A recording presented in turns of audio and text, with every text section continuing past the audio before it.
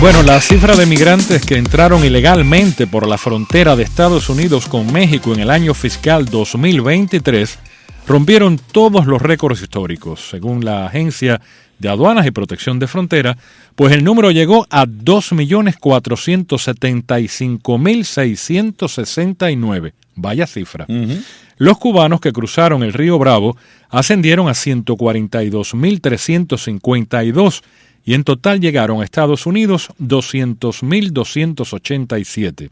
El año fiscal comprende desde el 1 de octubre hasta el 30 de septiembre del próximo año, que es precisamente el 2024. Exactamente. Por eso cuando hablamos del año fiscal, pues estamos hablando de este año 2024 que comenzó el 1 de octubre. Por eso es que ya tenemos fecha, tenemos ya, por ejemplo, lo que pasó en octubre, lo que pasó en noviembre dentro del año fiscal 2024. Ya tenemos la cifra, por ejemplo, la comentábamos José Luis y yo, 18.078 cubanos en total en todos los Estados Unidos. 18.078 en octubre, 20.076 en noviembre, y no, o sea, la tendencia es hacia arriba y parece que por lo menos la tendencia no va a parar, al no ser que se hagan algunas decisiones drásticas en la administración estadounidense para evitar la entrada ilegal, no solamente de cubanos, haitianos, venezolanos, centroamericanos y del mundo entero que intentan entrar a través de la frontera con México. Va a ser un año difícil, fue un año difícil el pasado, y tenemos en línea telefónica a Ángel Leal, abogado de inmigración. Ha estado con nosotros el año entero, ayudándonos a entender las nuevas medidas, las nuevas leyes, las resoluciones, lo que se está haciendo, y yo creo que hoy lo tenemos para hablar un poco en sentido general lo que está pasando en la frontera, que los americanos, los estadounidenses no están nada contentos con esta masividad de personas entrando por la frontera, sobre todo por la frontera sur con México. Doctor, abogado, ¿qué tal? ¿Cómo está? Bienvenido. Muy bien, feliz año para ustedes dos, feliz año a todo el equipo y la planta de Radio y Televisión Martí, y sobre todo a los radioescuchas y las personas que yo sé que dependen tanto de este espacio para informarse correctamente, con seriedad, con un periodismo de la más alta calidad de los acontecimientos en Cuba, alrededor del mundo, y sobre todo el tema migratorio. Le agradezco muchísimo esa labor que ustedes hacen tan desinteresadamente y con tanta pasión y cariño. Gracias. Nosotros a usted la orientación que da, ¿no? Nosotros somos los que tenemos que estar agradecidos que usted siempre saca un espacio para hablarle a la gente en Cuba y donde quiera que nos puedan escuchar. Así abogado, mientras leía la introducción esta del programa, me viene a la mente esto: Camarioca, Mariel, Éxodo del 94. ¿Esto es un récord ahora lo que estamos viendo? Y espérate, puedes poner la crisis de los balseros, sí, y señor, puedes poner los vuelos de la libertad. O sea, estamos hablando prácticamente todas las crisis que han habido en Cuba, a excepción ya de cuando salió la gente a manifestarse el 12 de julio, el 11J, perdón, el 11 de julio del 21, bueno, pues a excepción de esa cuestión, siempre ha estado relacionado con temas de salidas del país. Y ahora, aunque no es eso es constante, es un goteo constante, ¿no? Efectivamente, y hay dos factores. Primero, las condiciones inhumanas que el régimen impone sobre el pueblo cubano y otras nacionalidades, Venezuela, Nicaragua, entre otras, pero específicamente referente al tema de Cuba, estamos hablando y lo hemos hablado en repetidas ocasiones, un régimen, porque me rehúso a usar la palabra gobierno, que sistemáticamente viola los derechos humanos y civiles de sus habitantes. Y entonces, y a medida de que vaya recrudeciendo y empeorando la persecución, la violación de los derechos humanos y civiles y la inestabilidad social, económica que forma parte de esa misma persecución, pues entonces vemos los números récord que hemos visto durante el año fiscal del 2023. A la vez, sabemos que el régimen utiliza la inmigración como arma, tanto para en sus relaciones exteriores, precisamente con Estados Unidos, y a la vez tratar de aliviar la presión dentro de la isla, tratando de que las personas que son opositoras salgan de la isla para que ellos puedan, de cierta manera, malévolamente mantenerse en un poder, básicamente espantando, sacando, regulando sus propios habitantes. Entonces creo que es la combinación de esas dos cosas que nos lleva a estos números inmanejables. Bueno, ahora vamos a hablar de los números generales. Y yo me pregunto por qué. ¿Y por qué solamente 2.475.669 por la frontera sur de los Estados Unidos? En el caso, en sentido general, ¿por qué estas cifras inesperadas, insospechadas de inmigrantes?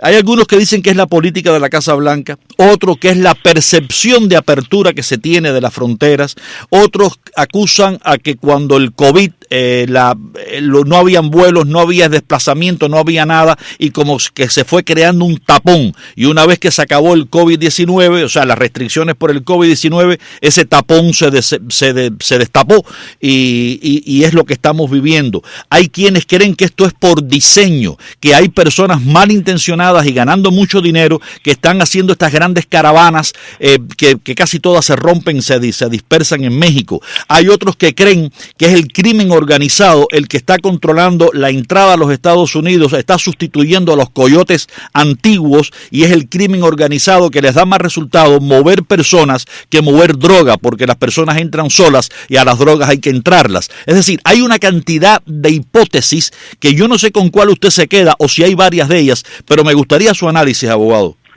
Me sospecho que es una combinación de todo lo que usted acaba de mencionar, Amado, sinceramente. Indiscutiblemente el haber levantado el título 42 creó, vamos a llamar, una especie de apertura donde las personas consideraron que había la posibilidad, o sea, que la pandemia yo sí creo que tuvo algo que ver con esto, pero independientemente de eso, creo que es la combinación de todo lo que usted acaba de mencionar, por este motivo. Porque al final de cuentas, tenemos un sistema de inmigración disfuncional. Y al tener un sistema de inmigración disfuncional, las personas acuden a la entrada irregular por la frontera sur porque no hay otro camino que puedan identificar para poder llegar legalmente al país, y eso en realidad, desde mi punto de vista, es gran parte del reto que estamos enfrentando, porque la rama ejecutiva nada más que puede aplicar la ley de inmigración tal cual como existe, y hay ciertas garantías bajo nuestro sistema de inmigración: el derecho de pedir asilo, el derecho de pedir protección bajo la Convención en contra de la tortura.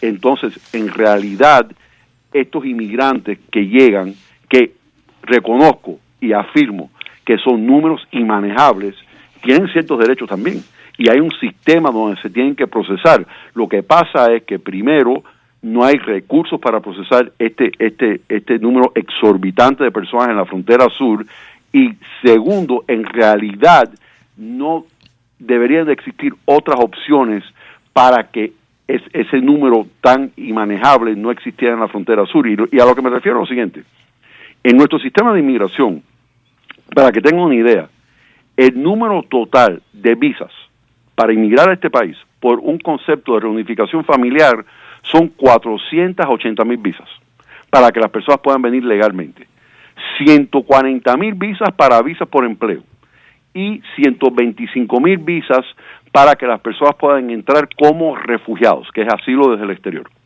Si te pones a sumar, bueno, 480,000 con 125,000 con 140, ese es el número de visas que prácticamente es autorizado bajo nuestro sistema de inmigración anualmente.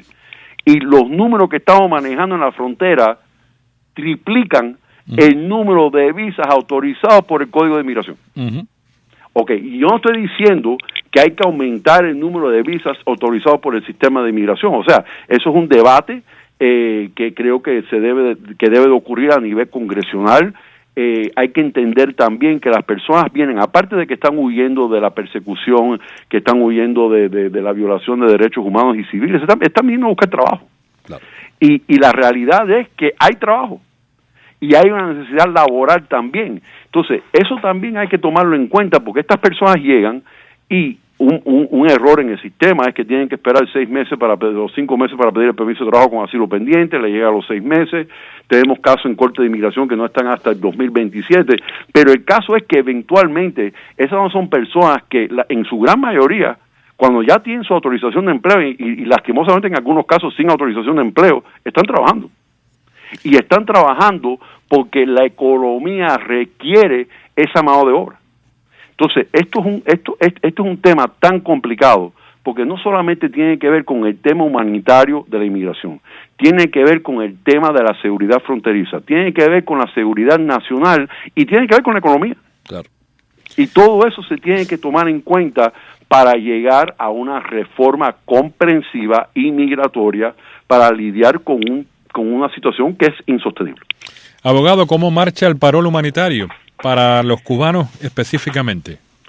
Sigue en pie, el programa todavía está vigente, estamos en espera de la decisión del juez Tipton de la Corte Federal de Texas, todavía no ha emitido la decisión y por lo tanto están aprobando como 1,000 a 1,200 casos al día para las 4 nacionalidades, Cuba, Haití, Nicaragua, Venezuela, la mitad al azar.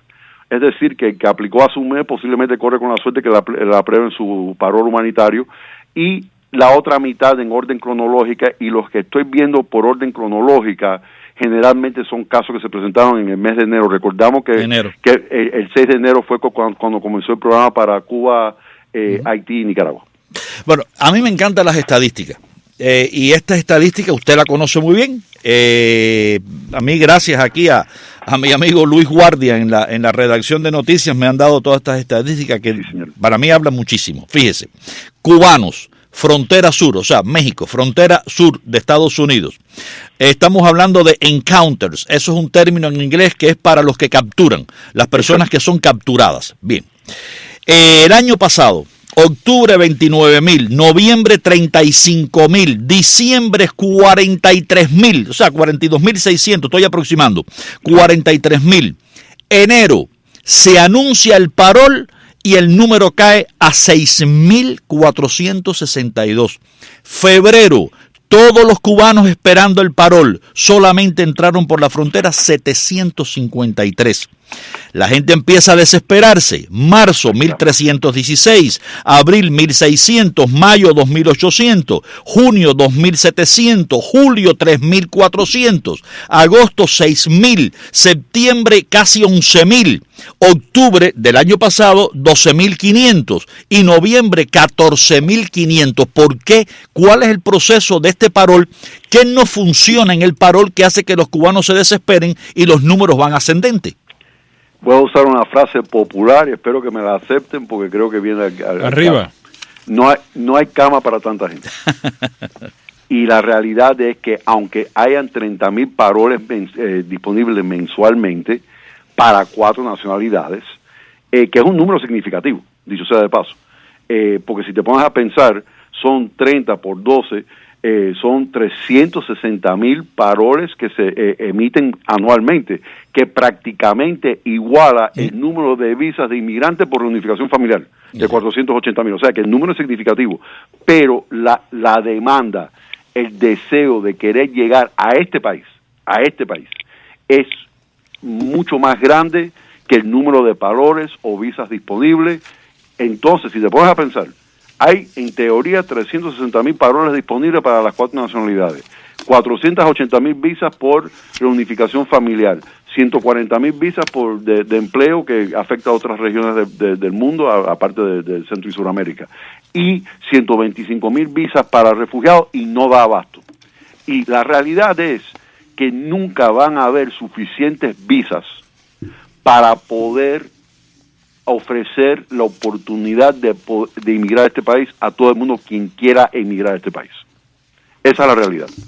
Y entonces yo creo que por eso la reforma inmigratoria es tan importante, porque desde el punto de vista laboral, aunque sea de forma temporal, tal vez de forma permanente, dependiendo, yo creo que parte de una reforma inmigratoria debería de tomar en cuenta personas que tengan la posibilidad o el deseo de querer trabajar en este país, que tengan oferta de empleo, que no presentan temas de inadmisibilidad, es decir, que no hay delitos contra la moral o delitos mayores o violaciones previas migratorias, que pudieran entrar legalmente para trabajar en este país y creo que eso sería parte de la solución, porque a la vez está efectuando una especie de control sobre el descontrol que existe actualmente y a la vez está cumpliendo con una necesidad nacional que es la necesidad de mano de obra, pero eso requiere acción congresional y mientras tanto, hasta que no exista algún tipo de sistema accesible que las personas realísticamente pueden venir de forma legal y no tienen que optar por esta vía tan peligrosa y, dicho sea de paso, ilegal, de venir por frontera, vamos a seguir con este solamente, perdóname José Luis, solamente un incidental, ¿no? Yo tengo 2 miembros de mi familia que se hicieron residentes permanentes gracias a visas de trabajo. Efectivamente. ¿Ya eso no existe? Sí existe, lo que pasa es de que depende de la categoría. Por ejemplo, estamos hablando de ejecutivos de compañías multinacionales, habilidades extraordinarias, universitarios con títulos avanzados, obreros especializados, obreros no especializados. Por ejemplo, en el caso de México, existe una visa bajo el Tratado de Libre Comercio para personas que son profesionales con oficios especializados y ofertas de empleo. Simplemente se presentan a una entrevista consular con su oferta de empleo, con su credencial académico o profesional y entran con esa visa y es relativamente un proceso bastante accesible. Igual los canadienses ni siquiera tienen la necesidad de una entrevista consular. El canadiense se puede presentar con su currículum, su resumen, sus credenciales y la oferta de empleo y se presenta en un puerto de entrada de aduanas y protección fronteriza y entra para trabajar legalmente en este país. O sea, entonces, pero entonces depende de la nacionalidad, depende del tipo de programa, hay visas H1B para profesionales especializados, hay visas para trabajadores agrícolas, trabajadores no agrícolas de estación o temporada.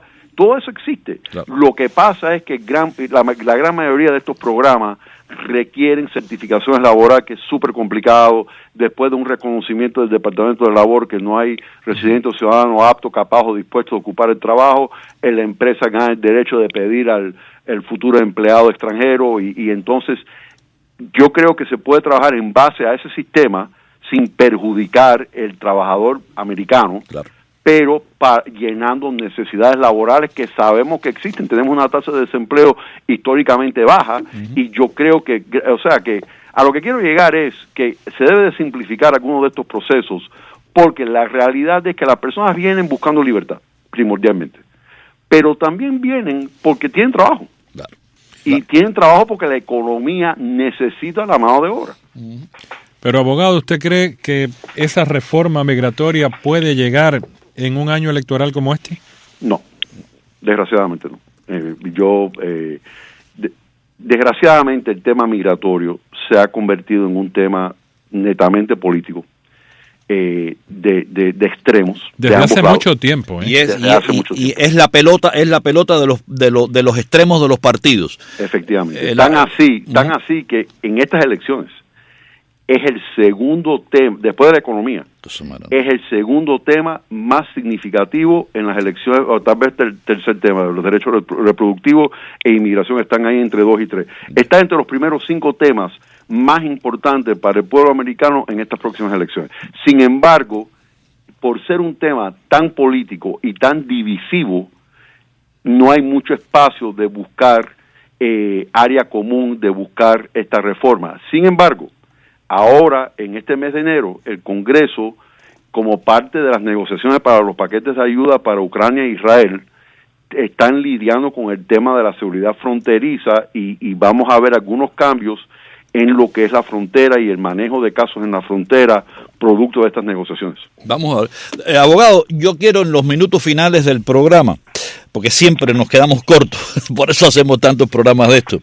¿Qué está pasando con los cubanos que están llegando? Vamos a poner, porque la cifra va en aumento, en noviembre fue 14.502. ¿Qué está pasando con estos cubanos que no están esperando el parol, que no esperen el CBP-1 o el CBP-1 o el CBP-1, como le quieran llamar, y se están lanzando a cruzar el río y los están cogiendo? ¿Qué está pasando con esos cubanos?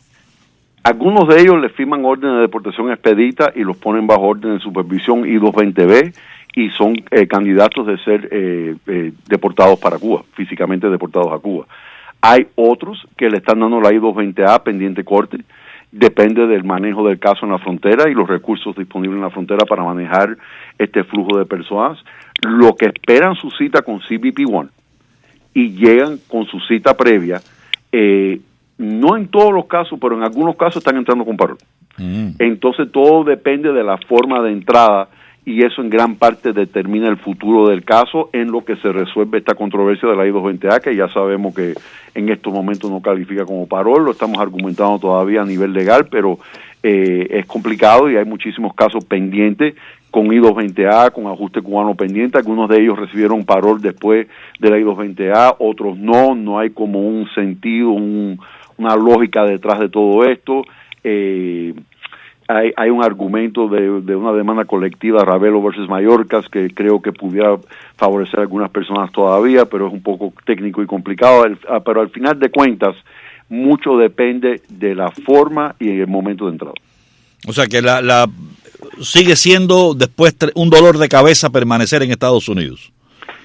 En estos momentos sí, por el trato disparejo, claro, de casos similares, que nada más que depende del momento y en el lugar donde se haya presentado la persona.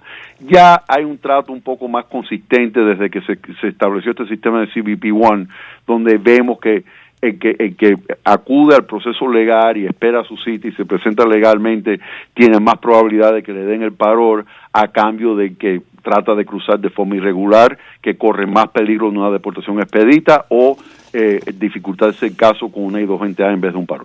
Qué interesante. No, y vamos, yo creo que hablar también la inseguridad que se corre, José Luis. Tú estabas haciendo hoy una noticia de un secuestro de varios inmigrantes. Que ya fueron rescatados. Exacto. Ya fueron rescatados el grupo de 31, Dios que mío, también están reportando que fueron sanos y salvos, pero que hay menores entre ellos. Y esto pasa cada rato. Efectivamente, por la falta de coordinación, porque los Estados Unidos implementan una serie de medidas, cuenta con la colaboración de México y esa colaboración no siempre existe. Uh-huh. Y esas personas no necesariamente están legales en México.